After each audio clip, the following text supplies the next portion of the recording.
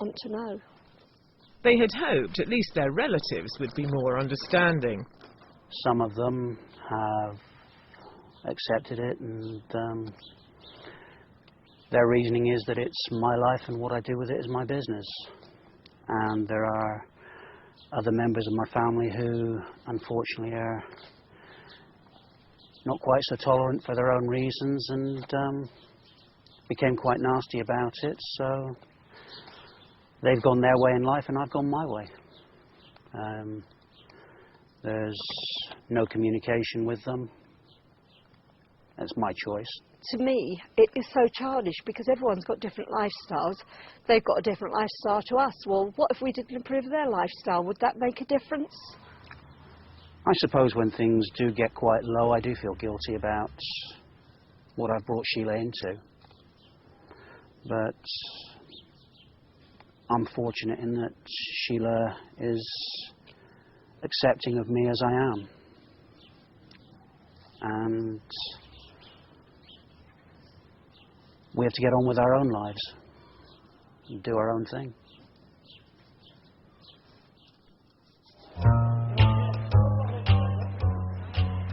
Make your bacon sandwich.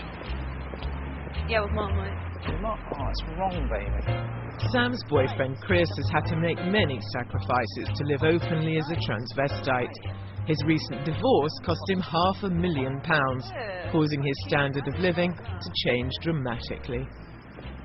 Money is something that is very nice to have, but you can live without a Mercedes. You can live without the big house. You make do. Afraid there's not much space in here now. No, if you had less clothes, there'd be a lot more space. Because there's 3 of us living in here now. Do you want your bacon butty, darling?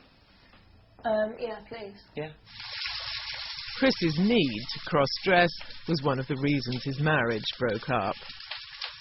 My ex-wife never wanted it to see it. She never wanted to know about it. It was okay if I did it in a room with the windows, with the curtains closed. He was 38 when we got together, and you know he's been dressing since he was 8. So it's 30 years of sort of secrecy and pent up trannyism, as it were. And it was just time to get him out of the closet. The split up, it was very difficult at the beginning.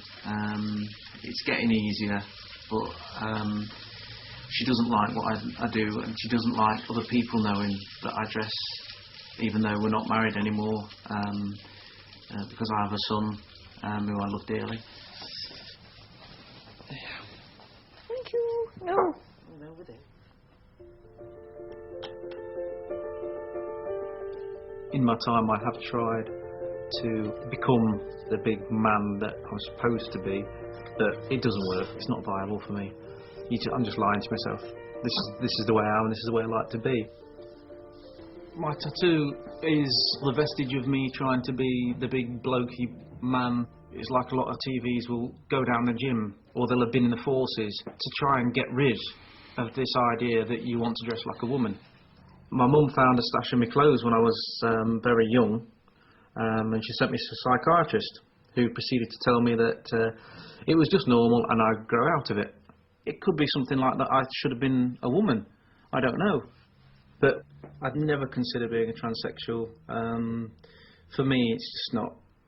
I mean, I like being able to stand up peeing.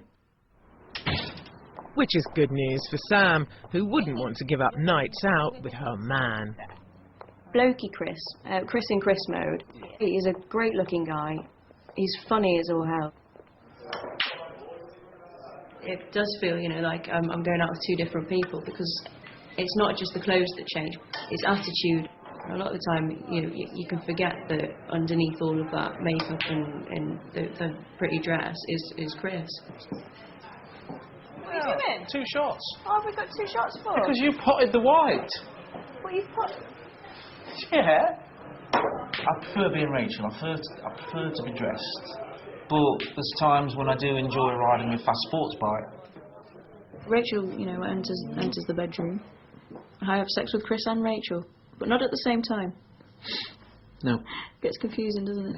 Yeah, it's one of those things. I mean, it could be that I mean, I could have just got out of the shower and I'm fully naked without any makeup or anything like that, and then, you know, things go on from there. And then sometimes we can have had a night out and I'm, you know, fully dressed, and you know, and things go on from there. There's no set rules or anything like that. We don't say, oh, you know, can we do it this way tonight, or can I? Yeah, it just happens, doesn't it? Yeah.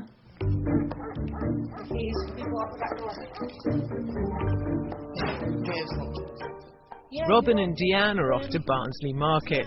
The often macho environment of the north can be challenging for a tranny, but Deanne takes it all in her stride. It doesn't really faze me anymore. I tend to, for example, dress down a little bit, comfortable, very relaxed. As long as you're walking about, you keep your head up high, plenty of confidence, nobody notices. Or very few people notice. Some people do, but... I do feel protective because sometimes you get these looks like people look at her and think, aye, what they, you know, are they together? Are they lesbians? Are they this? Are they that? And you just think, back off, bud. Especially when lads come up and try it on because they think they're God's gift and they think they've got a chance. And I just think, no, bud, you ain't got a prayer. She's way out of your league. You ready? I can wash out 44 pairs of socks and have them hanging out on the line. Throw the skillet, go out and do my shopping, be back before it melts in the pan. 'Cause I'm a woman, W-O-M-N. I'll say it again. I could see you walking down Marbella front now. All prim and proper ladylike. That's really nice. There's no chance I'll get into that. It wouldn't hold your boobs up. Not with my frame. Having helped Dean accept his woman within, Robyn now wants to turn her attention to other trannies on the scene. There's a lot of the tea scene where the wives don't know, or the wives do know, and they've said, I don't want to see it, I don't want to hear about it, because if their own wife or partner isn't going to accept it, they've nowhere to go, no one to turn to. I've got an opportunity to make a difference, which is nobody came into my life and said, I'll make your life better for you. I've had to do it on my own. I've had to build my way up to the life I've got now. She enjoys being there for the girls, offering anything from makeup advice to a shoulder to cry on. Because just being around them all, it makes me feel in a welcome environment, because they all want what I've been wanting all my life, to be accepted. I am a very big mother hen to these girls, because sometimes it's not easy to go to your family and say, look, I'm a transvestite. Anything I can do to help the scene and do what I do best, which is just being me, I'll do it. Hi, gorgeous. Hey, honey, how you doing? Come on in. Thank you. I'm all right. Not bad. Fantastic. Oh, look at you.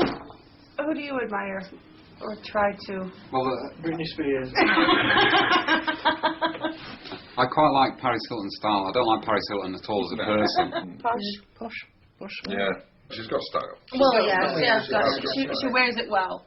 She does wear it well. The other one for me is definitely Catherine Zeta-Jones. Oh, yeah. Go on, Roxy. Who do you idolise? Who do you think? Kylie Minogue. Yeah, I like Kylie. You try and emulate what you like in certain people. That's right. The aspects of them. Yeah, and as soon as you've got so far towards, they've remodeled themselves and done something else. Okay, so I've got quite a few samples to show you. I know you like your fringe. You like yours as well, don't you? But it has got on it. Robyn's makeover now, so usually a very, very good success. Gives all the girls a chance to experiment with different colours, different makeups, different styles they might never have thought they'd ever try.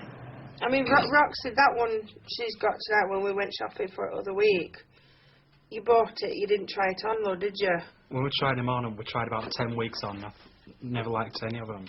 Robyn is particularly supportive to Roxy, a pre-op transsexual who's starting the long journey towards becoming a biological woman. You're off. I am. I've had enough. Next weekend, she'll be there to hold her hand as she takes her first steps. Next weekend, Shanta. If I can decide what I'm going to wear, you shall. I hope to God you decide what to wear, because Roxy's never been out dressed up during the daytime. So, we're taking her to Blackpool and launching her in an area where nobody knows her, so fingers crossed everything will go well. Anyway. Thank you for a Don't lovely evening. stumble home. You're welcome. Nothing Thank you else. for